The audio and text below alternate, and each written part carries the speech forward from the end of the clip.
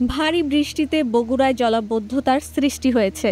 এতে ভোগান্তিতে পড়েছেন সরকারি আজিজুল হক কলেজের শিক্ষার্থীরা। কলেজ চত্বরের কোথাও কোথাও বৃষ্টিতে জমেছে হাঁটু পানি। এ চিত্র 15 জুলাই সকালের। এই জলাবদ্ধতার কারণ হিসেবে দুর্বল ড্রেনেজ ব্যবস্থাকে দায়ী করেন শিক্ষার্থীরা। ক্যাম্পাসের যে অবস্থা, ক্যাম্পাসে আসলে পানি দিয়ে মনে হচ্ছে বন্যা হয়ে গেছে। তো আমরা ক্লাস করতে আসছি, আসলে ড্রেনেজ ব্যবস্থা এতটাই খারাপ যে আমরা মানে এক প্রকার হাঁটু জল বলা যায়। তো এখানে এই জন্য ক্লাস স্টুডেন্টের সংখ্যা অনেক কম। তো আমি কলেজ প্রশাসনকে বলবো এই বিষয়গুলো যেন নজর দেয়। আমরা বৃষ্টির জন্য রাস্তাটা পানিতে পরিপূর্ণ হয়ে থাকে, আমরা আসতে পারি না, এটা সবচেয়ে বড় ভোগান্তি। কলেজে একটা পানি নিষ্কাশনের কোনো তেমন ব্যবস্থা নাই।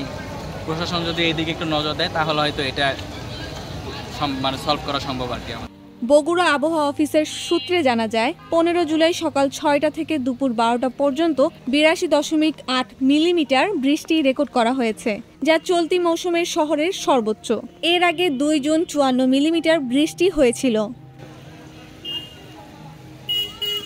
এদিকে বৃষ্টি হলেই কলেজে জলাবদ্ধতা সৃষ্টির এই সমস্যা অনেক আগে থেকেই বলছেন কলেজ কর্তৃপক্ষ।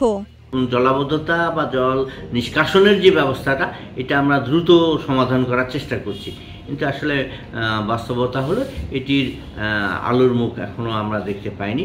এটি আসলে শিক্ষার্থীদের যেমন বিব্রত হচ্ছেন, আমরা শিক্ষক কর্মচারীরাও বিব্রত হচ্ছি, কারণ এই পানি উপেক্ষা করে আমাদেরকে কর্মস্থলে প্রবেশ করতে হচ্ছে। এ নিয়ে জেলা প্রশাসনের সঙ্গেও কথা বলেন কলেজ কর্তৃপক্ষ। এটি নিয়ে আমরা সচিব স্যার আসছিলেন, তা ওনার স্যারকেও বারবার বলা হয়েছে। শিক্ষা প্রকৌশলের যিনি প্রধান চিফ জনাব আলতাফ স্যারও আসছিলেন, ওনাকেও জিনিসটা দেখিয়েছি আমরা।